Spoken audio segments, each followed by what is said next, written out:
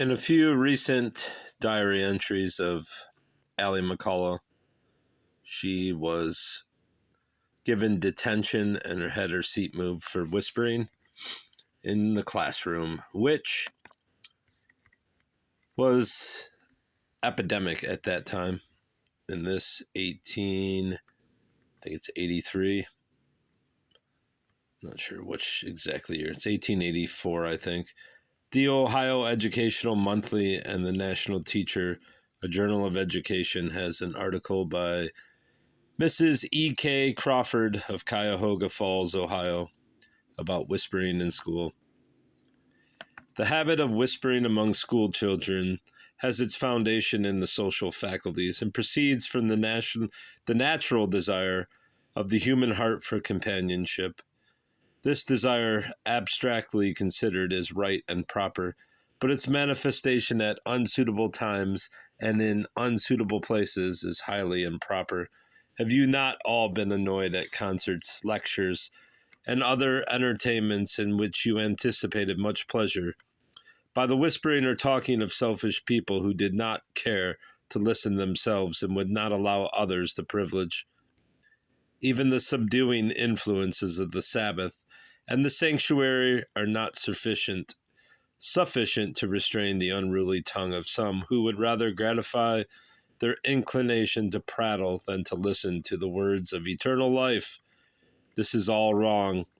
No person has any right to trespass on the rights of others, and on this principle no child has any right to whisper in school.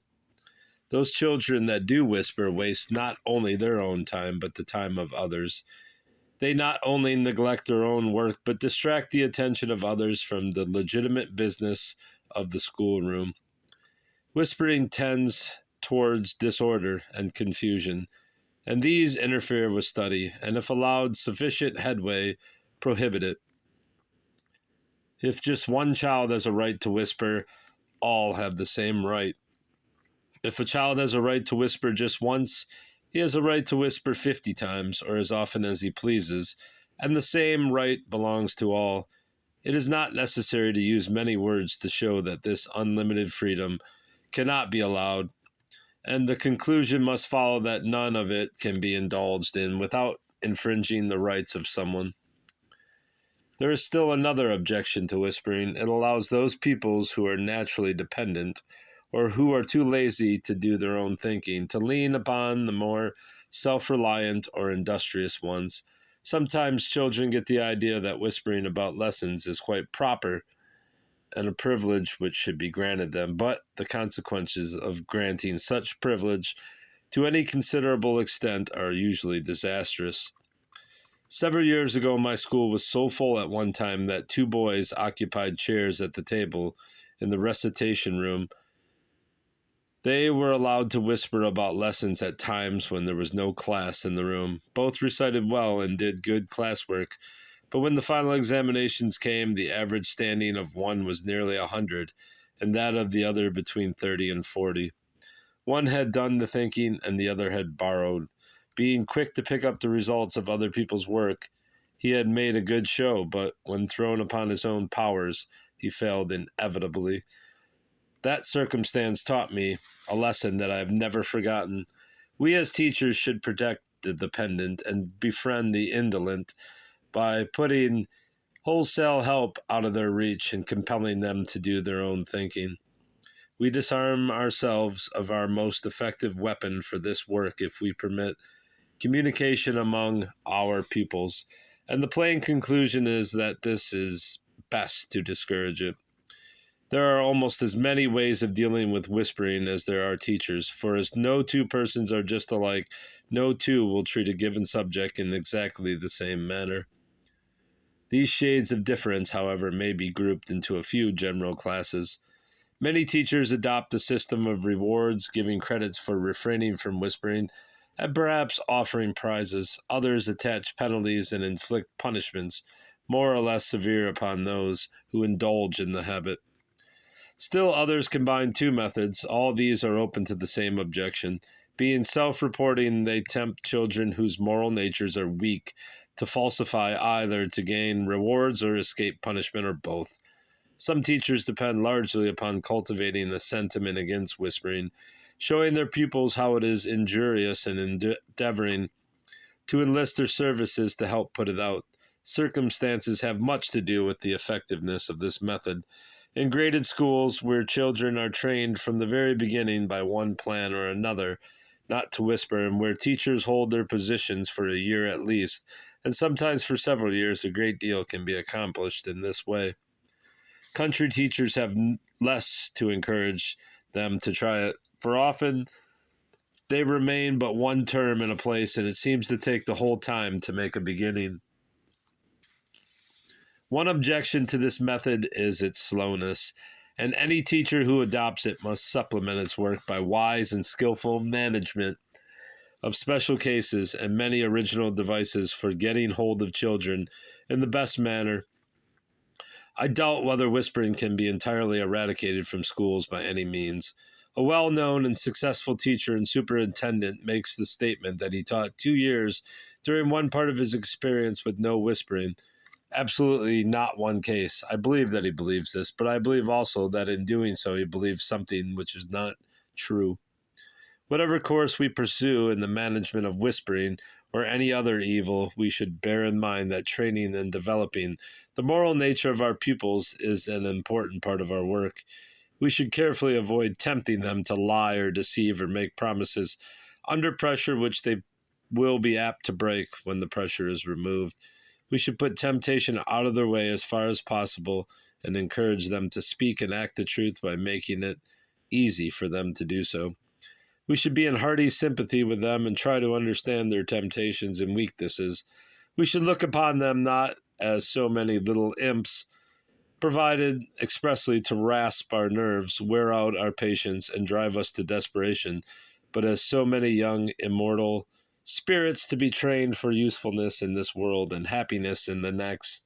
They may be thoughtless, admonish them, or vexatious, reprove them, or vicious, punish them, but the admonition should be given affectionately, the reproof kindly, and the punishment not vindictively, but in a spirit of sober determination to conquer the offender in the interest of law and order, and for the sake of the greatest good to the greatest number, himself included. We should try to make our pupils look upon us not as their natural enemies, seeking every opportunity to curtail their privileges and make them miserable but as their warm friends, wishing and working for the best interests of every one of them. When a teacher has gained this position in the esteem of children, they themselves will solve the problem of whispering, and no doubt this is the best solution of all. The best government among children as well as grown people is self-government, and when scholars arrive at the point where they will refrain from whispering or any other wrong thing of their own free will because it is right to do so and their teacher wishes it, they have mastered a situation which is beyond the reach of many men and women. There are few teachers, perhaps none, capable of accomplishing such a work with a whole school and raising all the pupils without exception to so high a standard, but we can all approximate it in a greater or less degree if we are willing to pay the price. This means spending ourselves, not wasting, but spending wisely, and all that we thus spend is made up to us by one who knoweth more of all our needs than all our prayers have told. It means unlimited faith, hope, and charity, these three, but the greatest of these is charity. It means rigid self-discipline. He who would lead must go ahead, and he who would inspire children to self-government must show them the way by exercising it ourselves. It means perseverance. We may not be able to do as much as we wish, no earnest worker is, and we may be disappointed in the results of our best efforts, but we must still work on. If God's wisdom has decreed one must labor, yet the seed in this life shall barely grow. Shall the sower cease to sow? Fairest truth may yet be born on the resurrection morn. Here is the keynote to which the faithful teacher's life is tuned. He works for eternity. The painter makes his picture, and the sculptor his statue, but their materials are perishable. The teacher colors thought and molds human souls, and his materials are immortal. He does not affix his name to the spirits on which he leaves his impress, as other artists do to the results of their labor, but Desire the knowledge and the training which the college supplies are those who become men the country wants.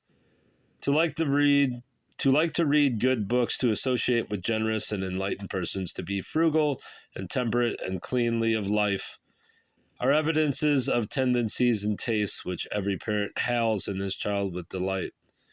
In like manner, the taste and desire for college education are proofs of the qualities which have been of the highest public service. Of course, every private business and every public department is full of the most honorable and efficient men who are not college bred, and their number is so great that there is sometimes a disposition to think that one college is a dilettante retreat and an enervating rather than a strengthening influence. But this impression is, as we have said, historically inaccurate, and no college man, whether he be freshman or senior or graduate, need doubt that he belongs to a company which has furnished the most efficient and illustrious leaders at every period of the national life.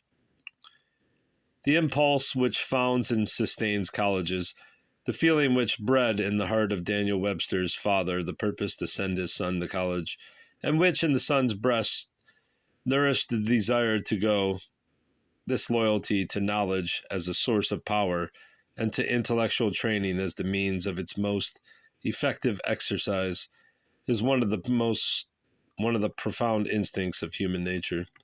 Why does it seem like I'm on the wrong page here? Oh, I see. Because we went from 519 back to 516. All right, let's see if we can find... What the hell is this? Let's see if we can find 520.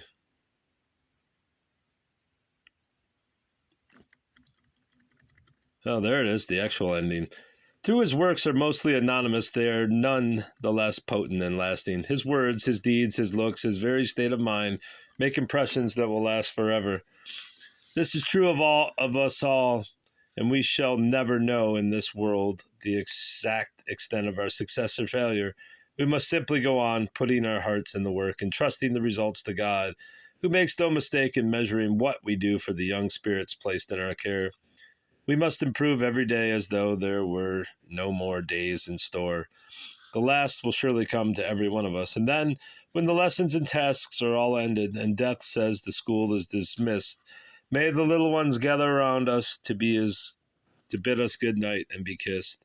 And when we bid them good morning in the world where we shall see face to face, may we find that we have succeeded beyond our expectations and be satisfied. I don't know what that other story was from, but we got a parcel of something else. Oh well, that's all. Goodbye.